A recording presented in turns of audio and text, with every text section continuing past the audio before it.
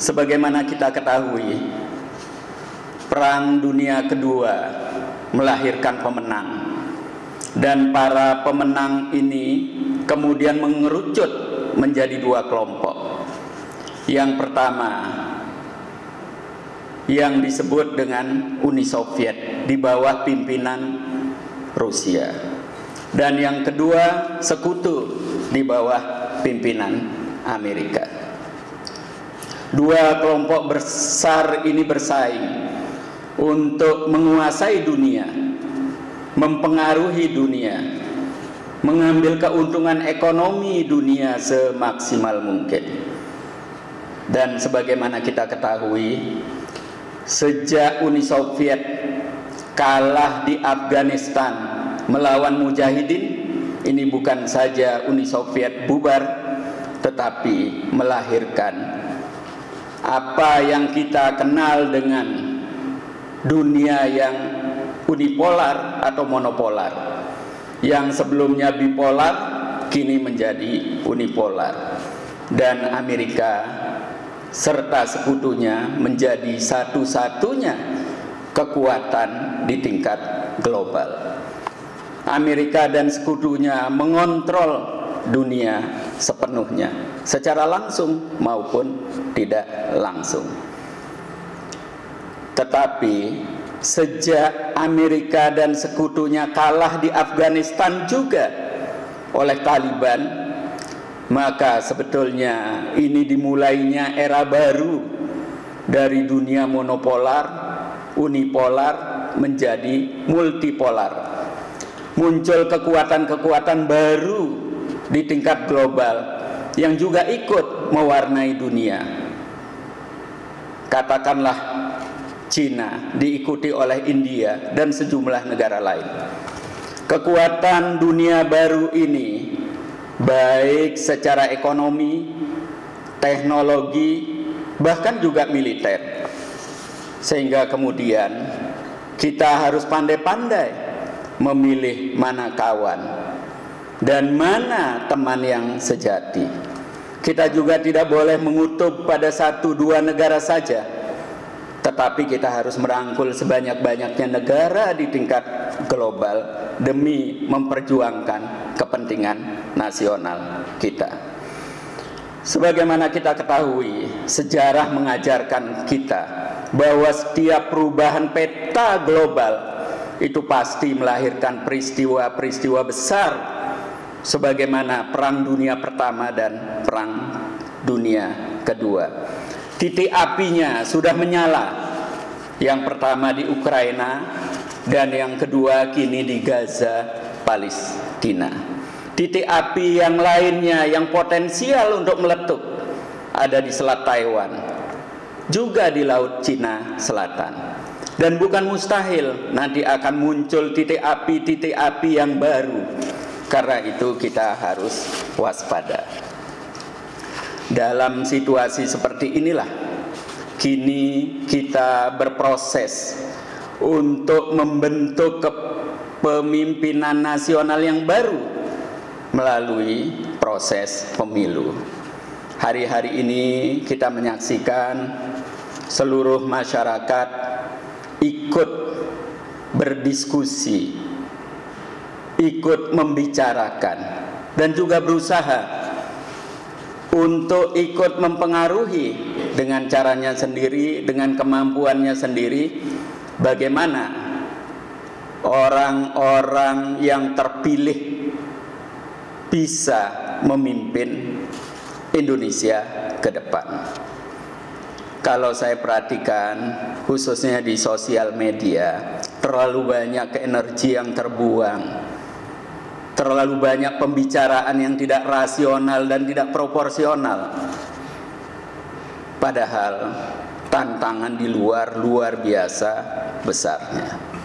Pemilu hanya dalam hitungan hari. Karena itu saya ingin mengajak, menghimbau bukan saja home staff, local staff, maupun warga negara Indonesia di Spanyol ini, tetapi juga yang berada di tanah air. Mari kita kawal agar pemilu berlangsung secara jujur dan adil, agar ia bisa melahirkan pemerintahan yang legitimit. Lebih dari itu, saya ingin mengajak home staff, local staff, juga PPLN dalam melaksanakan pemilu di Spanyol ini. Mari kita laksanakan sesuai dengan namanya, pesta demokrasi. Pemilu bukan saja jujur dan adil, tetapi juga harus kita laksanakan dengan riang gembira. Kalau perlu ada mahasiswa yang mau menyumbangkan live musik, dipersilahkan. Nanti kita pikirkan bagaimana menyediakan konsumsi sehingga mereka yang datang itu juga bisa menikmati masakan Indonesia pada hari pemilu nanti.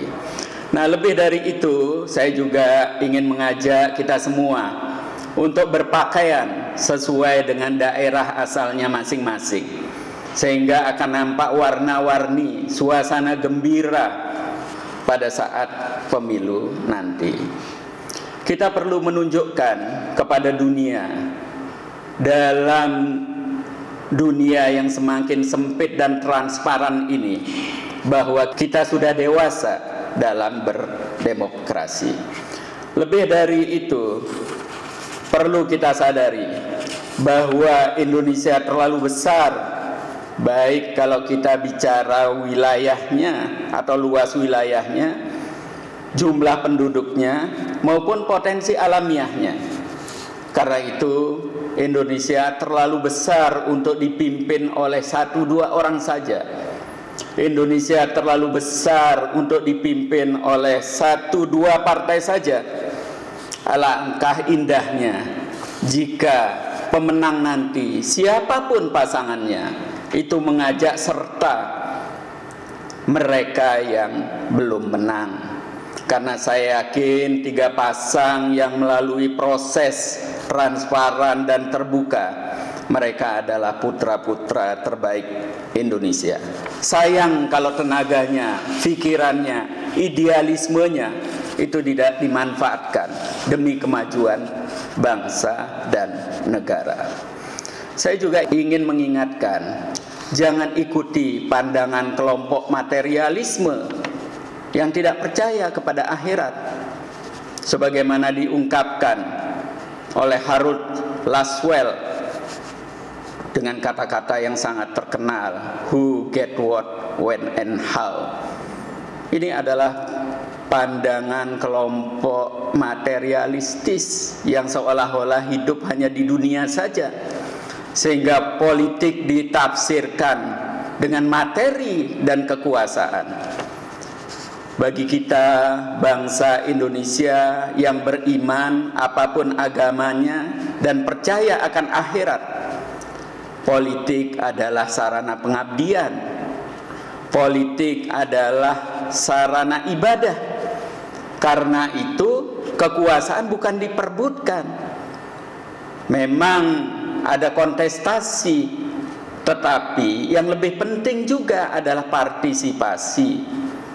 Karena itu di dalam Islam ada kalimat yang sangat terkenal, fastabiqul khairat, yang arti harfiahnya berlomba-lomba di dalam kebaikan.